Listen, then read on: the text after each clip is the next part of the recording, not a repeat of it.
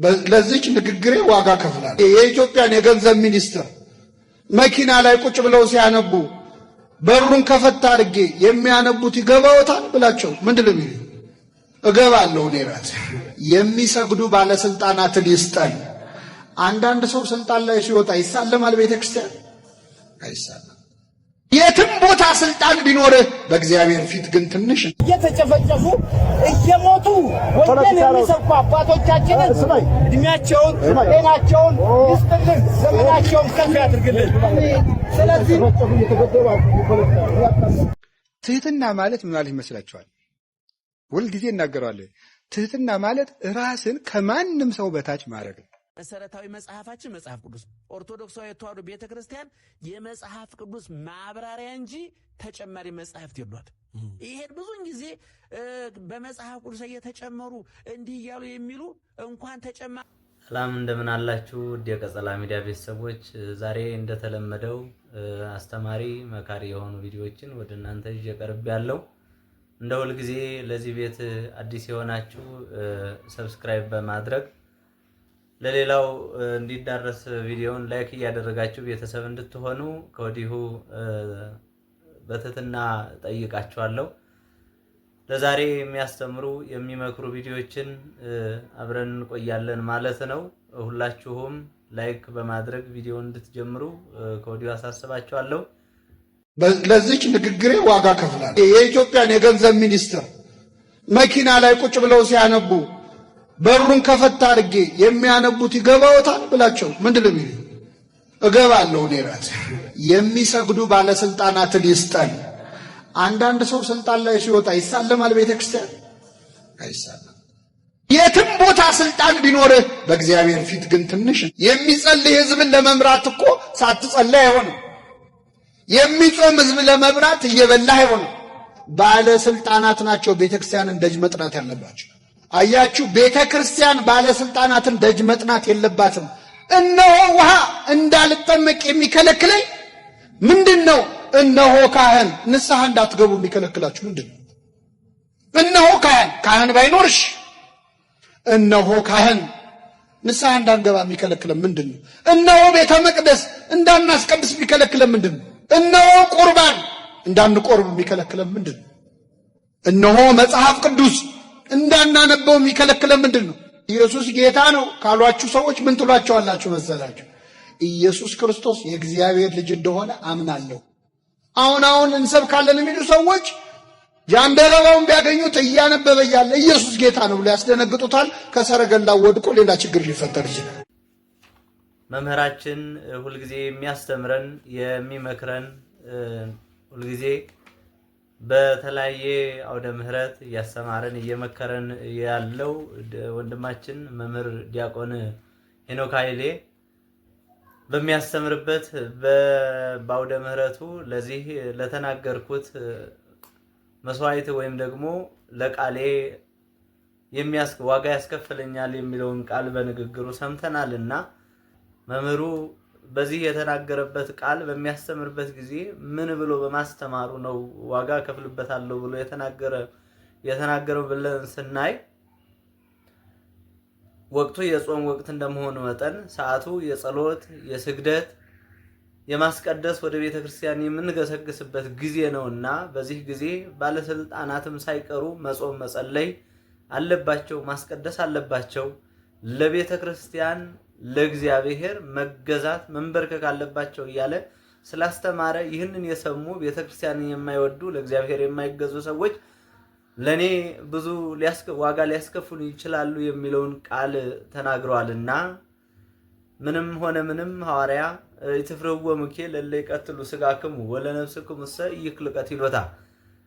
ሁሉን ማድረግ የሚቻለው እግዚአብሔር ስለሆነ ከእግዚአብሔር ጋር ያለ ሰው ደግሞ ሞትን፣ ስቅላትን፣ ግርፋትን ሊፈራ አይገባምና ወንድማችን ዲያቆን ሄኖክ ኃይሌ በዚሁ ሁላችሁም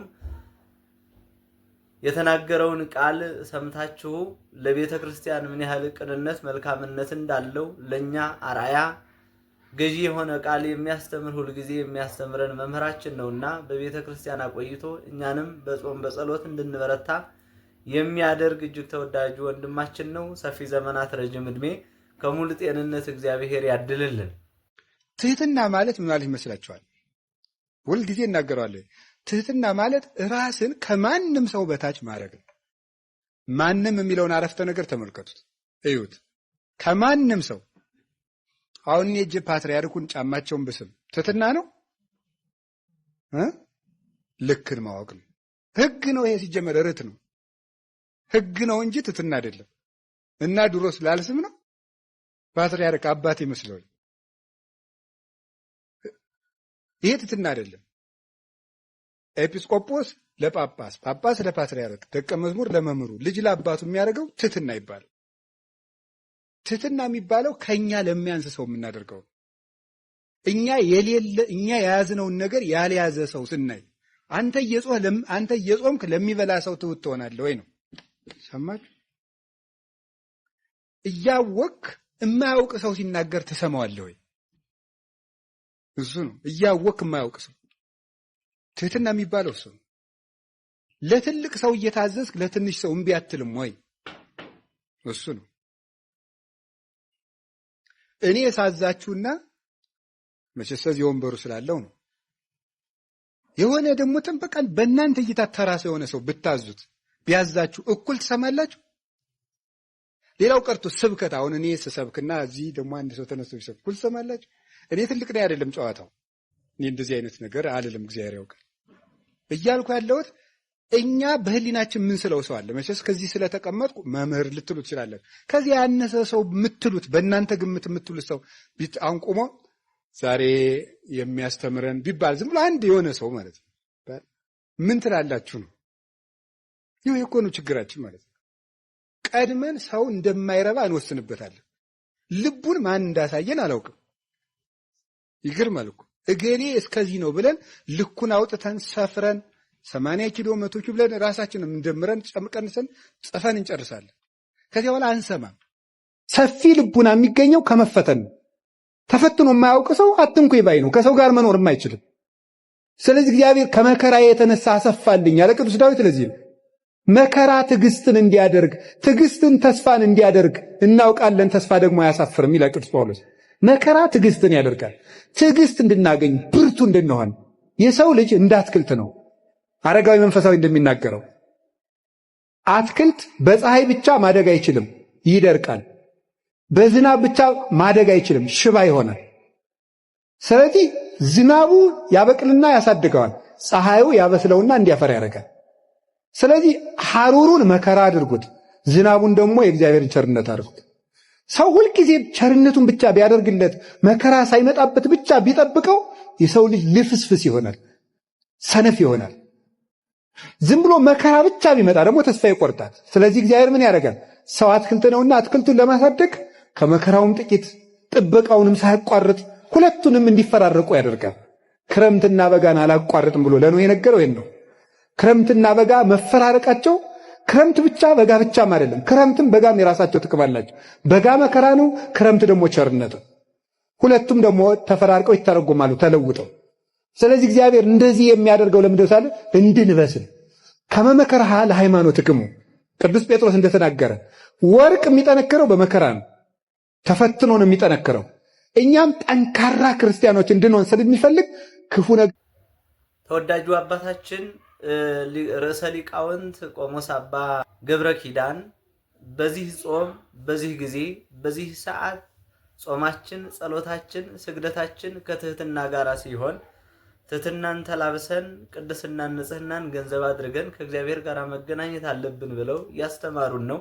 እውነት ዮሐንስ አፈወርቅ ነው የተኩ አባቶቻችን ሊቃውንትን በማፍራት ያሉ አባታችን ናቸውና እንዲህ አይነት ርቱዕ የሆነ በሚያምር በሚጣፍጥ አንደበታቸው በዚህ ጊዜ ልትፈተኑ ትችላላችሁ። በዚህ ጊዜ ብዙ ፈተና ሊገጥማችሁ ይችላል። እየጾማችሁ፣ እየጸለያችሁ፣ እየሰገዳችሁ በመከራ ግን መጽናት ያ ዋጋ ያስከፍላል ወይም ደግሞ ክብር ያሰጣልና በመከራ ጽኑ ብለው አስተምረውናል። ወደሚቀጥለው ትምህርት መሰረታዊ መጽሐፋችን መጽሐፍ ቅዱስ ኦርቶዶክሳዊ ተዋሕዶ ቤተክርስቲያን የመጽሐፍ ቅዱስ ማብራሪያ እንጂ ተጨማሪ መጽሐፍት የሏት። ይሄን ብዙን ጊዜ መጋቤ ሐዲስ መምህር እሸቱ አለማየሁ ስለ ገል ስለ የቅዱሳን ታሪክ ስለ ተአምረ ማርያም ስለ ተአምረ ኢየሱስ ሲናገሩ ብዙዎች በዳህጸ ልሳን የሚናገሩትን እናውቃለን ተምረናል ብለው በአውደ ምህረት የሚያብራሩ ማብራሪያን በጣም ተገቢ የሆነ መልካም የሆነውን ቃል እየነገሩን እያስተማሩን ነውና መምህራችን መጋቢ ሐዲስ እሸቱ አለማየሁ ገል ማለት ተአምረ ማርያም ማለት የመጽሐፍ ቅዱስ ማብራሪያ ወይም ደግሞ የመጽሐፍ ቅዱስን በመጽሐፍ ቅዱስ ውስጥ ያለ የሚኖር ነው። ስለዚህ ከመጽሐፍ ቅዱስ የወጣ የመጽሐፍ ቅዱስ ልጅ ነው ብለው ተናግረዋል። መምህራችን መምህር መጋቢ ሐዲስ እሸቱ አለማየሁ ሁላችሁም እኒህን አባት የኒህን ቃል ስትሰሙ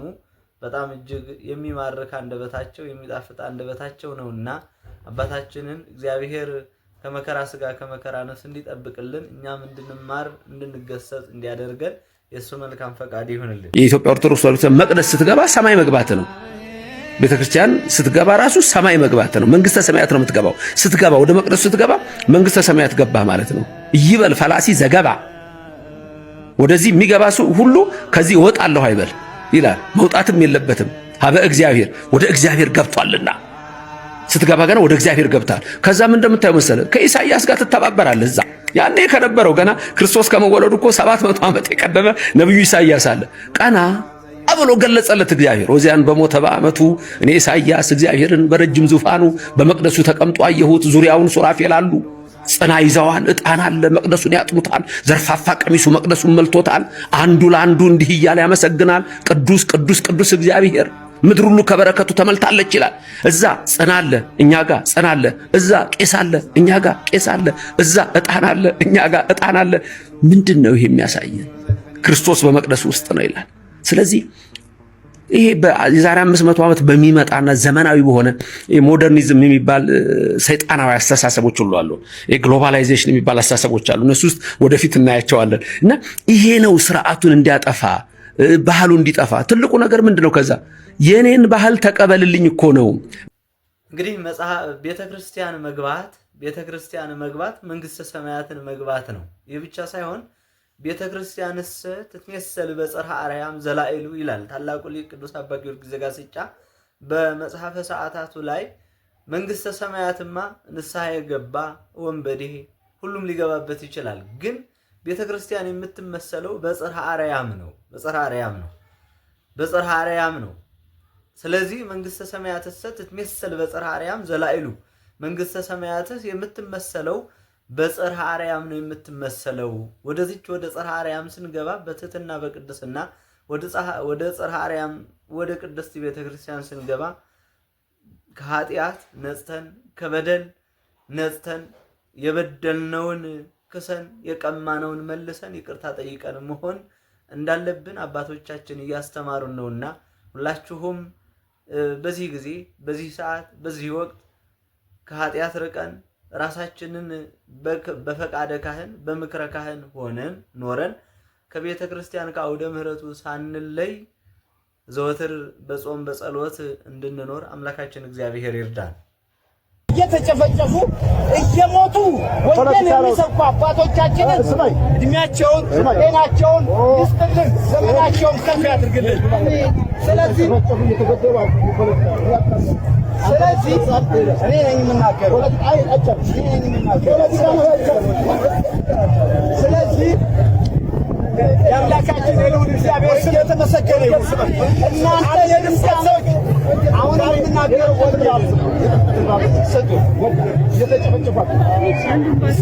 አሜን በሉ። መጠጥ አትጠጡ። እየሰማችሁ ነው። መጠጥ አትጠጡ። አንተ ቤት ነህ እያላችሁ እንደዚህ አትበሉ። መጠጥ ያደነዝዛል ጭንቅላት። እየሰማችሁ ነው። ይደነዝዛል ነው ያለው። ያረክሳል እያልኩ አይደለም። ለሆድህ ትንሽ ቀመስ ብታረግ አይደለም። በዛው በልበል ይልሃል። አንድ ከጠጣ ኑሮ አትመሰርትም፣ ትዳር አትመሰርትም፣ መና ትሆናለህ። አዲስ አበባ እያደገች ነው። አንተ ተጠራርገህ ትወጣለህ። ነቃ በልና ስራ። እግዚአብሔር ከሁላችን ጋር ይሁን። አሜን በሉ። አገር ሲያድግ አብረህ ካላደግህ ትኖራለህ። ለምን ነው ተናገርክ? በለኝ፣ ችግር የለብኝ። ዛሬ እንደው መግረፊያ አይገባም ብዬ ነው እንጂ አሳይህ ነበር እንደዚህ እየመጣሁ ለሥጋ ይራር ይቻላል። እግዚአብሔር ከሁላችን ጋር ይሁን።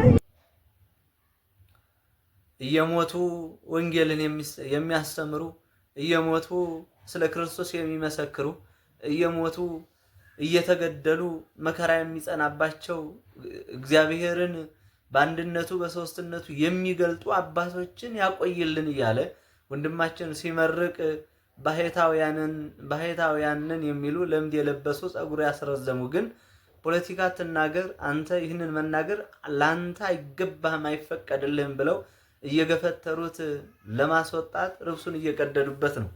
ወገኖች ዛሬ በቤተ ክርስቲያን ብቻ ሳይሆን ቤተ ክርስቲያን አሳድጋ ለክብር አብቅታ ሸልማ ወግ ማዕረግ ሰጥታ ይህም ብቻ ሳይሆን ሰማያዊ ስልጣንን ሰጥታ ሾማ የምታኖራቸው አባቶችን እያያችሁ እየተመለከታችሁ ከማን ጋራ መቆም እንዳለባችሁ ማየት ነው። ይህ ወንድማችን እንደምታዩት እንደምትመለከቱት አባቶችን ማክበር አለብን። ከአባቶች ጋራ መሆን አለብን።